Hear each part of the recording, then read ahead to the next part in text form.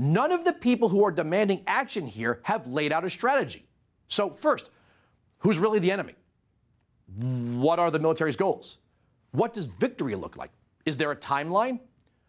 Spoiler alert, some of the Democrat sound bites I have make the case that their complaint with Bush was really just over strategy in Iraq, so it was a whole lot of blah, blah, blah. But President Trump has been clear. He wants to try to mediate a peaceful end to this before it becomes a major conflict. You have the choice of bringing in the military and defeating everybody again, or you have the choice of financially doing some very strong things to Turkey so that they take it a little bit easy on really competition that is, I don't think it's being fairly treated in many ways, okay? We have a very good relationship with Kurds, or we can mediate. I hope we can mediate. Now, if the Democrats want military action here, Speaker Nancy Pelosi should bring a vote to the floor of the House of Representatives. Let's get all these Trump critics on record with a vote to declare war. That's what the Constitution says. I mean, all these Democrats are all of a sudden Constitution-quoting originalists. Well, only when it comes to impeaching Trump, nothing else. But we all know they won't have a vote. Here's Pelosi playing the professional critic. Comes at the expense of the Kurds who are fighting with us there against terrorism and with very, very serious questions. Perhaps the president, the good news is, and the bad news is, perhaps the president will forget about it by the weekend, or maybe he won't.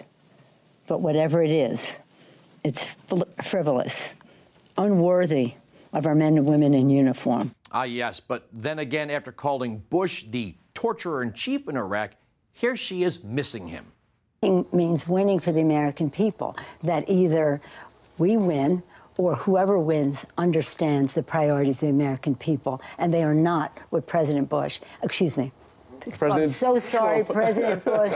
I never thought I'd pray for the day that you were president again, but... You're praying for the day that President Bush is president yes, again? Well, we worked, and so you asked the question, how would I work with a Republican president? The way we worked with President Bush. We got a great deal accomplished. We opposed him on the war in Iraq vociferously. We opposed him on his privatization of Social Security, but we worked with him on many other issues. Okay, I'm having a hard time keeping up with these people. So you were against the war, but you also condemn Saddam Hussein? Saddam Hussein certainly has chemical and biological weapons. There's no question about that. Wow. Okay, that brings us to the man barely hanging on to the lead in the Democrat primary, Joe Biden. Here he is condemning Saddam Hussein in the lead up to the Iraq war vote, which he voted for. I'll vote for this because we should support compelling Iraq to make good on its obligations to the United Nations. And here he is turning on Bush. We went to war with too few troops. We went to war unnecessarily. We went to war with these men and women ill-equipped. They're coming home ill-served. It's about time we have the courage to stand up and say to the President, Mr. President, you have not only put us in harm's way, you have harmed us. You have no policy, Mr. President.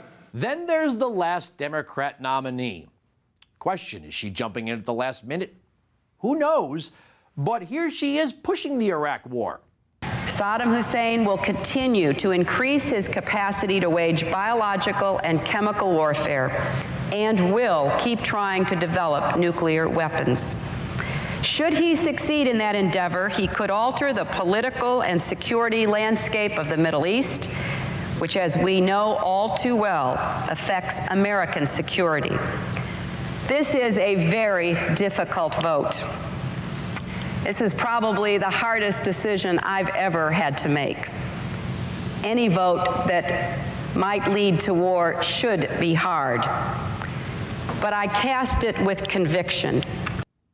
And here she is turning on Bush as well. My biggest criticism is that the administration went into Iraq without a real plan about what would be done after the inevitable military victory occurred, because I certainly knew that we would be successful militarily. That was beyond doubt, given the extraordinary professionalism of our troops.